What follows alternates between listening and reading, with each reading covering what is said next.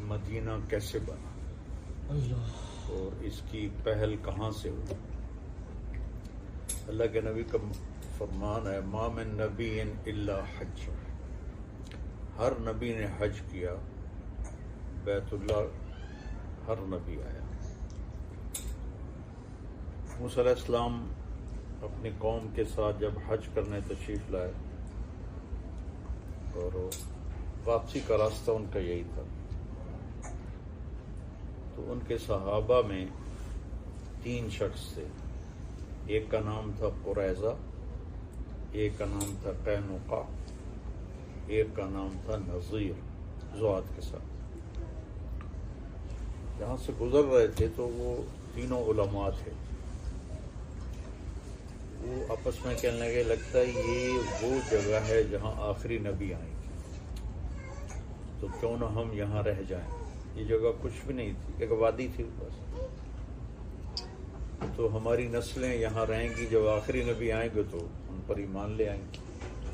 تو انہوں نے موسیٰ علیہ السلام سے اجازت چاہی کہ ہم یہاں رہ جائیں، تو انہوں نے اجازت دے دی کہ ٹھیک ہے رہ جاؤ۔ جب یہ والسماء ذات البروج میں جو واقعہ ہے کہ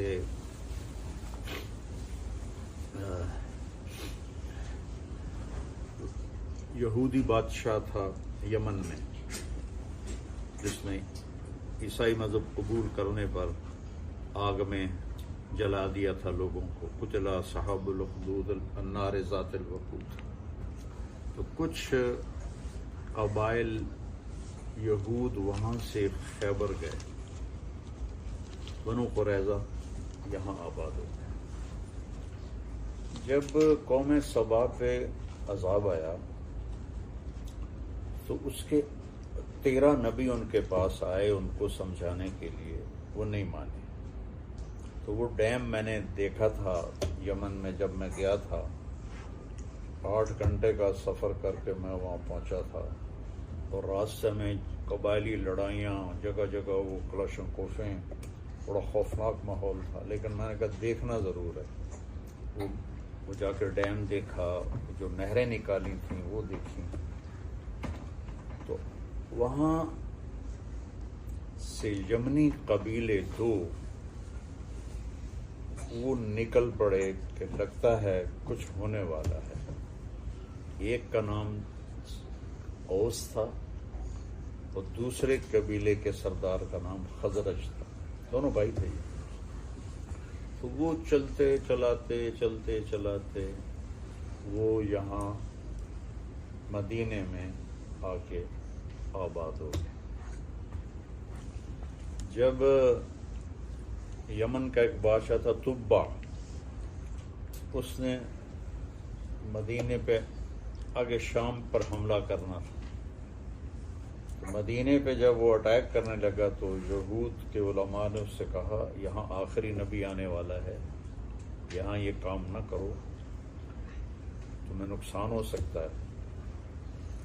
تو اس نے پھر نا اپنی فیملی میں سے، اپنے شاہی خاندان سے ایک خاندان کو یہاں مدینے میں آباد کر دیا، اور ایک تحریری خط بھی لکھ دیا، وہ اشعار پر مجھے یاد تھے لیکن اب بھول گئے، کہ میں اس آخری نبی پہ ایمان لایا۔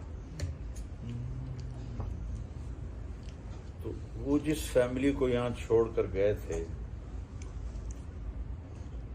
اس کے مہمان بنے میرے نبی ابو ایوب انصاری، طبہ کی چھوڑے ہوئے خاندان میں سے تھے۔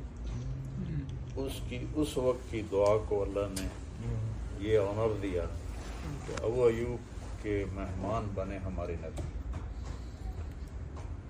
تو اوس و خزرج کو آپس میں لڑا کر یہ تینوں یہودی قبیلے مال بناتے تھے، ان کو سود پہ پیسے دیتے تھے، ان سے یہ مال بناتے تھے۔ تو اللہ تعالیٰ نے آخری نبی کو مبعوث فرمایا، تو 10 سال ہو گئے آپ کو دعوت دیتے، کوئی ایمان نہیں لایا سوائے 150 آدمی۔ تو نبوت کے 10ویں سال آپ مینا میں حج کے دنوں میں مینا میں گشت کرتے تھے، جیسے ہم تبلیغی دوست گشت کرتے ہیں۔ تو کوئی میری بات سن کے مان لے آئے، تو ایک جگہ سے گزرے تو کچھ لوگ نوجوان وہاں بیٹھے ہوئے آگ روشن کر کے روشنی کے لیے بیٹھے ہوئے۔ آپ نے دیکھا سارے نوجوان ہیں، تو آپ ان کے پاس گئے، میری بات سنو گے؟ وہ کہنے لگے تم کون ہو؟ کہا میں اللہ کا نبی ہوں۔ تو وہ ایک دوسرے کو دیکھنے لگے اور کہنے لگے یار وہ یہودی باتیں کرتے ہیں کہ ایک نبی آنے والا ہے، کہیں یہ وہ نہ ہو؟ تو آؤ اس کی سنیں۔ تو وہ تھے ابو الحسن بن تیہان، عبداللہ بن رواحہ، سعد بن الربیع، اسد بن زرارہ، نعمان بن حارثہ، یہ وہ وہاں بیٹھے ہوئے تھے۔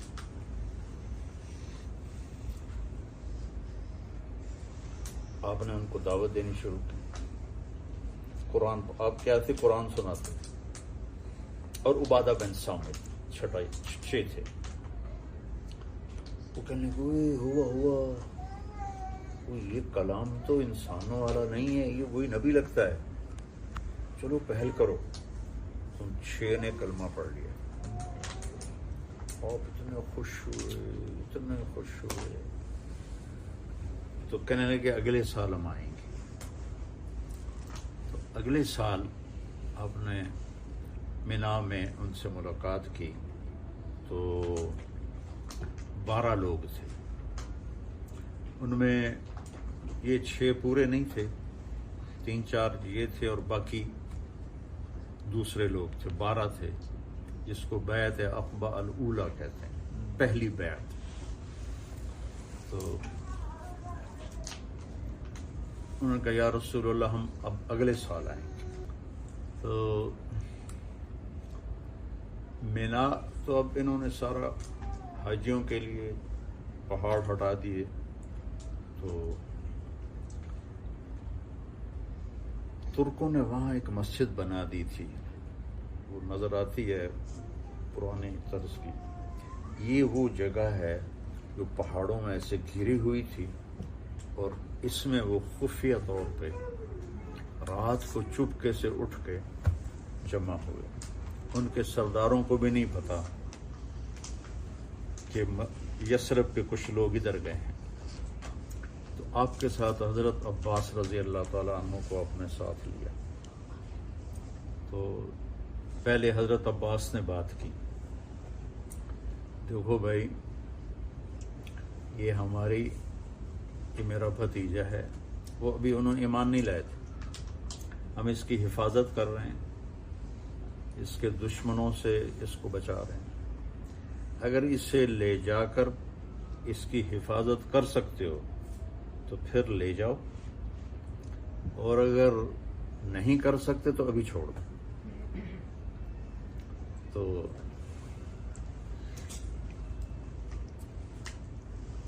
اسد بن زرارہ رضی اللہ تعالیٰ عنہ کہنے لگے یا رسول اللہ، وہ جو پہلی بیعت میں شریک تھے، اجازت ہے میں جواب دوں؟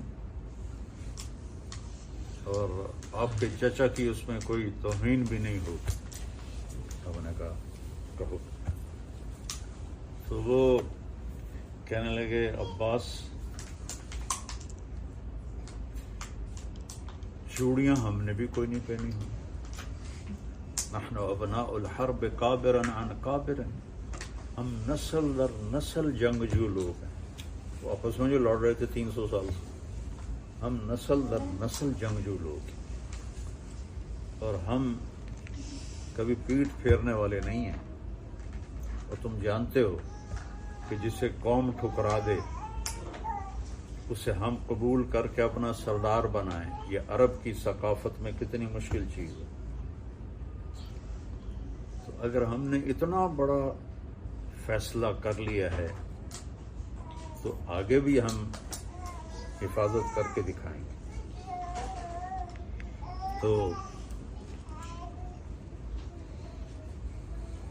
کہنے لگے یا رسول اللہ کیا شرائط ہیں آپ نے فرمایا تطیعون فی المنشط والمکرہ، ہر حال میں میری اطاعت کرو گے، جی چاہے یا نہ چاہے، خوشی کے ساتھ یا ناگواری کے ساتھ میری مانو گے، تنفقون علی فی العسر والیسر، تنگی میں اور خوشحالی میں میرے اوپر خرچ کرو گے، تمنعوننی کما تمنعون ابناءکم و اولادکم، میری حفاظت کرو گے جیسے اپنی اولاد کی حفاظت کرتے ہو، تأمرون بالمعروف وتنہون عن المنکر وتجاہدون فی سبیل اللہ، امر بالمعروف کرو گے، نیکی پھیلاؤ گے، برائی مٹاؤ گے، جہاد کرو گے، ولا تخافون فی اللہ لومۃ لائم، اور اللہ کے معاملے میں کسی کی لان تان کی پرواہ نہیں کرو گے، 5 شرط۔ تو انہوں نے کہا یہ ہم تیار ہیں۔ اسد بن زرارہ نے کہا یا رسول اللہ ہاتھ بڑھائیں، بیعت ایسے ہوتی تھی۔ تو ایک صحابی ہیں ان میں سے، مدینے والوں میں سے، ان کا نام بھی عباس ہے، لیکن عباس بن مرداس، یہ عباس بن عبد المطلب تھے، تو عباس بن مرداس۔ ٹھہر، پہلے سوچ لو کہ اگر ہاتھوں میں ہاتھ دے رہے ہو اس بندے کے تو تم پر پورا عرب حملہ کرے گا، اور تمہاری عورتیں بیوہ ہوں گی، تمہارے بچے یتیم ہوں گے، تمہارے مال لوٹے جائیں گے، اور تمہارے اوپر قبضے کیے جائیں گے۔ اگر برداشت کر سکتے ہو بسم اللہ کرو، اگر نہیں کر سکتے ہو یہ سب ہونے والا ہے تو پھر ابھی چھوڑ دو۔ تو ابو الحسن بن تیہان نے پوچھا یا رسول اللہ، یہ جیسے عباس کہہ رہا ہے ہمارا بھائی، یہ سب کچھ ہمارے ساتھ اگر ہو جائے تو ہمیں ملے گا کیا؟ تو آپ نے فرمایا تمہیں جنت ملے گی۔ اب پھر تو کوئی سوچنے کی بات ہی نہیں۔ تو اسد بن زرارہ، ابو الحسن بن تیہان، دونوں میں ہوئی دوڑ کہ کون پہلے ہاتھ دیتا ہے۔ تو زیادہ یہ کہتے ہیں کہ ابو الحسن بن تیہان کا ہاتھ پہلے پڑ گیا، اسد بن زرارہ تھوڑا سا پیچھے رہ گیا، تو انہوں نے بیعت کی، پھر سب نے بیعت کی۔ حضرت ام منی اور ام عمارہ بھی آگے بڑھیں، کا نہیں میں عورتوں کو ایسے ہاتھ میں ہاتھ نہیں دیتا، تمہاری ویسے ہی بیعت ہوگی۔ تو عبداللہ بن رواحہ کہنے کہ یا رسول اللہ کر دیں حملہ مکے پر ہم؟ آپ نے کہا نہیں، ابھی مجھے اس کا حکم نہیں ہوا، ابھی تم خاموشی سے چلے جاؤ۔ وہ گئے تو شیطان نے پہاڑ کے اوپر کھڑے ہو کر ایک زوردار آواز لگائی، مکے والوں تمہارے خلاف یثرب والوں نے سازش کر دی۔ یہ آواز قریش نے سنی اپنے کانوں کے ساتھ۔ تو جب صبح ہوئی تو انہوں نے مدینے کے سردار بلا لیے، اب کیا سازش کرو، کیا سازش کرو؟ ان کو پتہ ہی نہیں تھا کہ سارا کام تو نوجوانوں نے کیا۔ تو وہ کہنے کی کون سی سازش؟ کہا بات آواز آئی، ہم نے سنی کہ ہمارے خلاف تم لوگ سازش کر رہے، ایسی تمہارے کان بج گئے ہوں گے، کچھ بھی نہیں، ہم تو کوئی بھی ایسا مسئلہ نہیں۔ تو چلتے وقت صاحب مدینے والوں نے کہا یا رسول اللہ پھر آپ آئیں نا ہمارے پاس۔ آپ نے کہا جب اللہ کا حکم آئے گا تو میں آ جاؤں گا۔ تو اس حج کے بعد آپ نے ہجرت کی اجازت دی، تو صحابہ نکلنے لگے، ایک دو، کوئی چھپ کے کوئی کھل کے۔ حضرت عمر رضی اللہ تعالیٰ عنہ نے جب ہجرت کا ارادہ کیا تو زرہ پہنی اور ہتھیار سجائے اور بیت اللہ کا طواف کیا، اور کہنے لگے جو یہ چاہے کہ اس کے بچے یتیم ہو جائیں اور بیوی اس کی بیوہ ہو جائے تو آ جائے، میں جا رہا ہوں۔ کسی کو جرت نہیں ہوئی اٹھنے کی، سورے سے دم بخود۔ تو ابو بکر صدیق نے اجازت مانگی تو کہا نہیں۔ تو انہوں نے کہا کیا میں آپ کے ساتھ ہوں؟ آپ نے کہا ہاں۔ تو وہ رونے لگے۔ تو 27 सफ़र नबूवत का 13वां साल, 27 सफ़र नबूवत का 13वां साल आप हज़रत अबू बकर के पास आए कि, और ये जुमरात का दिन था कि आज मुझे हिजरत की इजाज़त मिल गई है। तो वो कहने लगे या रसूलुल्लाह, मैंने एक ऊँटनी पाल के रखी है, इस दिन के लिए वो मैं आपको गिफ्ट करूंगा, जो मशहूर ऊँटनी कसवा। तो आपने कहा नहीं, मैं गिफ्ट नहीं लूँगा, मैं पैसे अदा करूँगा, ये अल्लाह का रास्ता है। तो इधर कुरैश का आपस में मशवरा हो रहा था, भाई हम इस तंग हो गए शख्स से, तो उसका किस्सा निपटाएं, क्या करें। कोई कहे इसको कैद कर दो, तो शैतान भी बीच में बैठा हुआ था, इंसानी शक्ल में, इब्लीस। तो कोई कहे इसे कैद कर दो,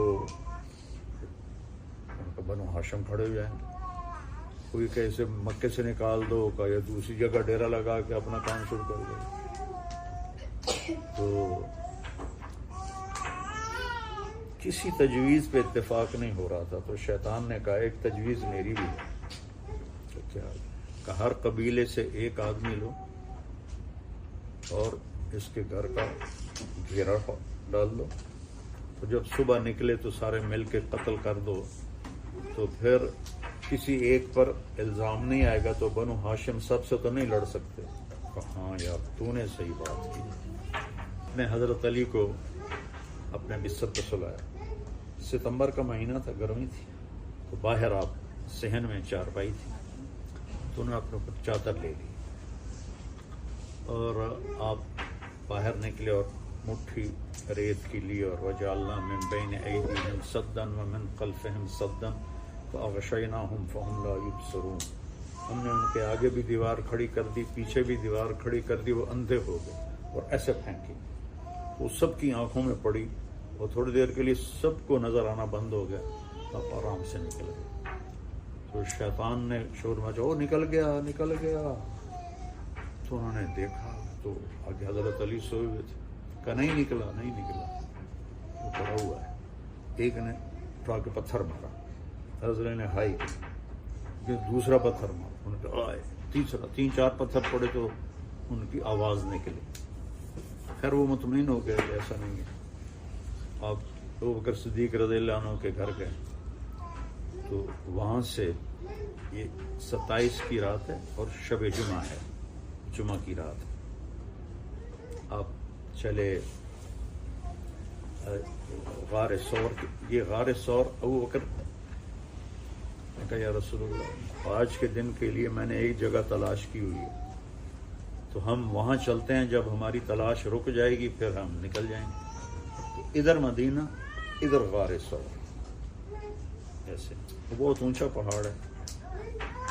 तो हमारे नबी पंजों पे चल रहे थे, ऐसे पाँव नहीं रख रहे थे कि उस ज़माने में खोजी होते थे जो पाँव का निशान पहचान के और आखिर तक पहुंचाते थे।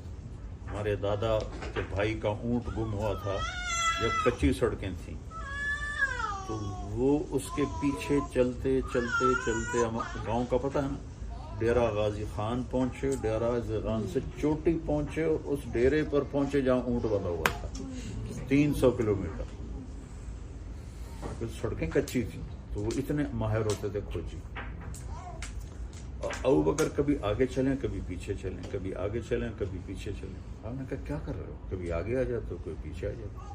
कहा जी जब ख्याल आता है कोई आगे छुपा हुआ ना हो तो मैं आगे हो जाता हूँ, जब ख्याल आता है कोई पीछे से हमला ना कर दे तो मैं पीछे हो जाता हूँ। तो आपने उनको दुआ दी। तो जब आप पहाड़ पे चढ़ने लगे तो कुछ 3 किलोमीटर का सफ़र था, तो पंजों पर चलते चलते प्रेशर आकर कंकरियां चुभ चुभ के अंगुलियां जख्मी हो गईं, तो वो जम नहीं रही थी चढ़ाई पर। तो बकर सिद्दीक ने आपको अपनी कमर पे उठाया और पूरे पहाड़ तय करके ऊपर पहुंचे। तो मक्के में जाके देखना आप लोग को,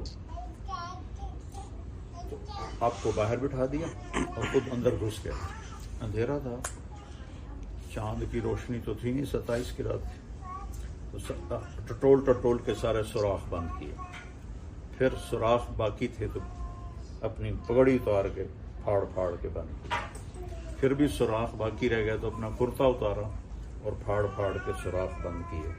ایک باقی رہ گیا، وہ جس میں سانپ تھا، اس پہ اپنی ایڑی رکھ. کہا یا رسول اللہ آ جائیے.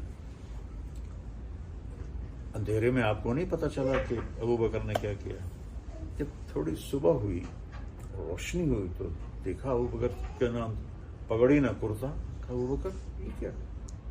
کہا یا رسول اللہ یہ سارے سوراخ تھے، مجھے ڈر لگا کوئی چیز اس میں نقصان دینے والی نہ ہو، اس لیے میں نے کرتا پھاڑ کے پگڑی پھاڑ کے یہ سارا بند کیا ہے. تو ایک دم ہمارے نبی کے آنسو نکل آئے، رونے لگے. کہ یا اللہ میں ابو بکر سے راضی ہوں، تو بھی اس سے راضی ہو جا اور اسے جنت میں میرا ساتھی بنا جا. تو ایک دم جبریل آئے اور کہنے لگے یا رسول اللہ، اللہ تعالیٰ خوشخبری دے رہے ہیں کہ ہم ابو بکر سے راضی ہو گئے اور جنت میں آپ کا ساتھی بنا دیا. تو آپ کے بیٹے تھے عبداللہ بن ابو بکر، وہ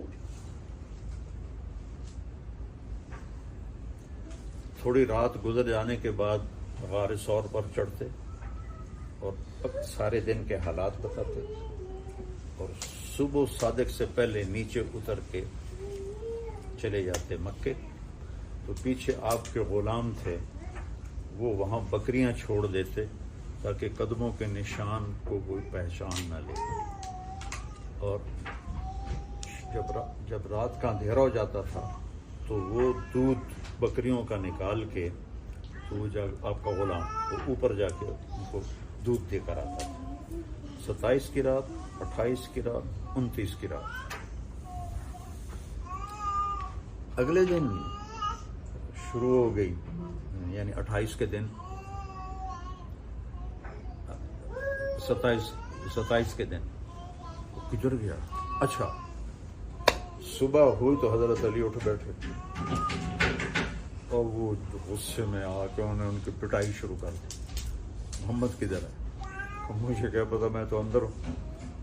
کہنے لگے ہمیں شک رات کو ہی پڑ گیا تھا کہ یہ محمد نہیں ہے، کیونکہ ہم اسے جتنے بھی پتھر مارتے تھے وہ ہائے نہیں کرتا تھا اور یہ ہر پتھر پہ ہائے کر رہا تھا، تو ہمیں شک پڑ گیا تھا کہ یہ محمد نہیں کوئی اور ہے. تو پھر انہیں ایک دم چاروں طرف پھیل گیا اور وہ کھوجیے تھے، وہ آپ کے پنجوں کو پہچانتا